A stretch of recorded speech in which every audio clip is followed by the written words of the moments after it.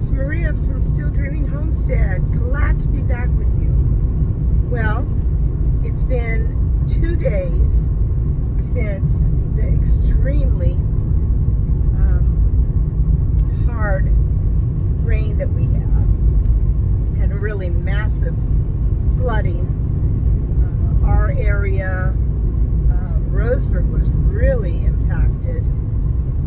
Myrtle Creek, I mean, people had water in their homes, in apartments even. Lots of landslides.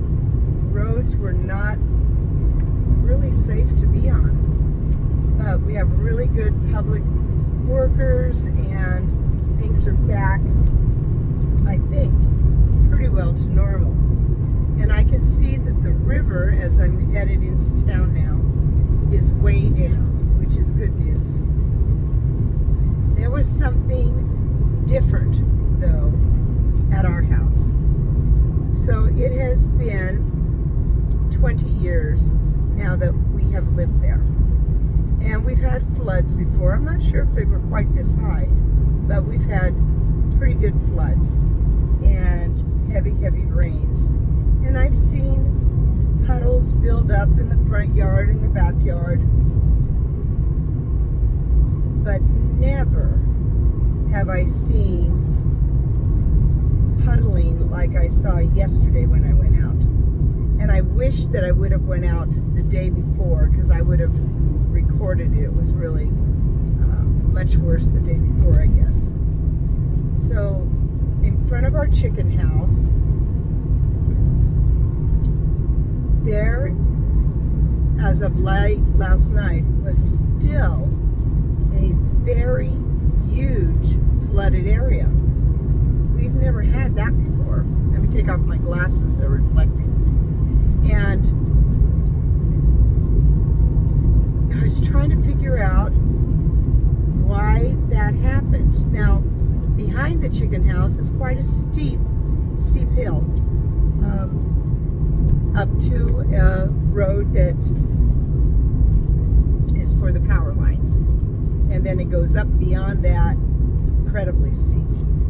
But we've never really had runoff. And when I was talking to Kim yesterday, who had went out the day before, she said there was like a creek running off the hill. And that we have never had. So I was outside and I was pondering, trying to think, what could have caused that? You know, I didn't understand it. And I was out there for quite a while. I'll tell you why in a minute. When all of a sudden, it dawned on me. There was massive clear cutting done on the hill behind our house. I mean, hundreds of acres in that area were clear cut. Now they had to leave a little buffer on the hill above our house. I don't know really how wide it is. It's not very wide. But so if you look from my backyard, it still looks like there's trees up there. But it's very narrow. So I am absolutely certain that what happened is a lot of runoff because of the clear cut. There's just nothing to stop the water, which causes a lot of erosion and damage. And then it spilled over, even though we had that buffer. Praise God we had that buffer. Who knows how bad it would have been without it.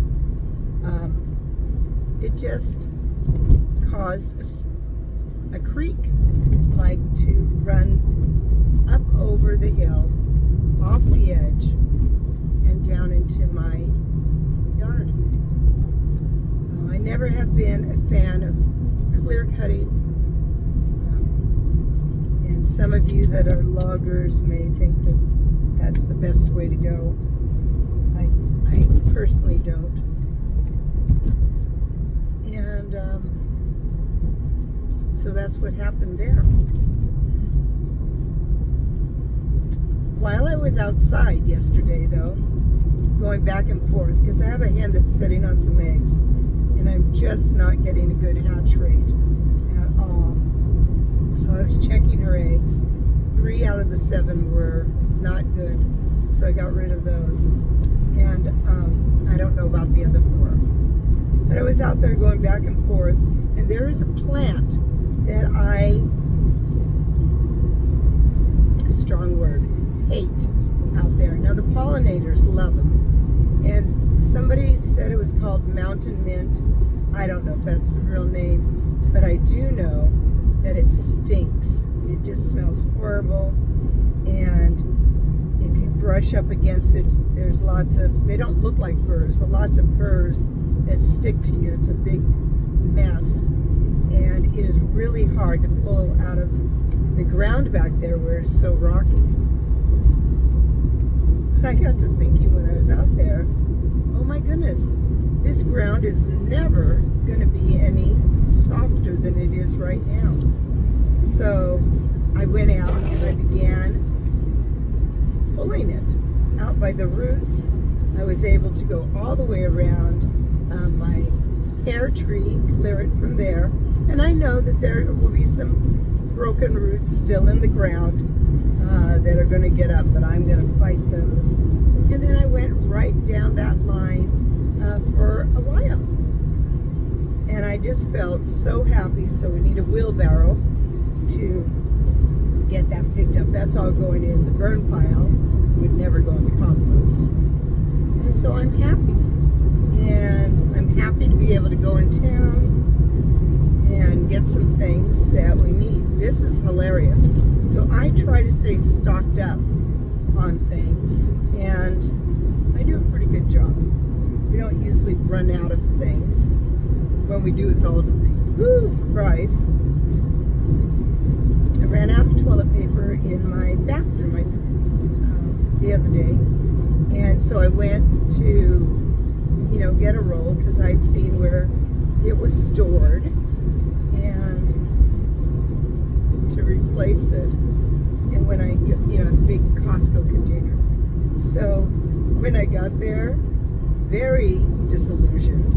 It was not toilet paper, it was paper towels. So, we were fine. I went into the spare bathroom and got another roll, which would last a long time. But I'm headed into Costco today to get toilet paper. I'll get some other things too. I've got a little list. Rains come tomorrow, but they're not supposed to be as severe as they were today. Well, or this weekend. I think we got about 4.5 inches of rain, which is really, really a lot in about maybe 2.5 days, maybe 3. So that was a lot for us. I guess Boomer Hill, which is in Myrtle Creek, got measured at over 6 inches over the same period of time. That was, pretty unheard of. How many of you believe in weather manipulation? Leave me a comment. Personally, I do. I know that we've always had a variety of weather. Too many tornadoes, horrible, tragic tornadoes, high winds, damaging things in the eastern part of the United States, dust storms that cause people to die in Texas. It just seems like an awful lot to me. Well, I do know that our Father in heaven is good. He loves us. He always will. Pray for his protection. Prepare with the things that you can. And I want to pray blessing on you and yours, in your house, out of your house, in the day and night, whatever you do.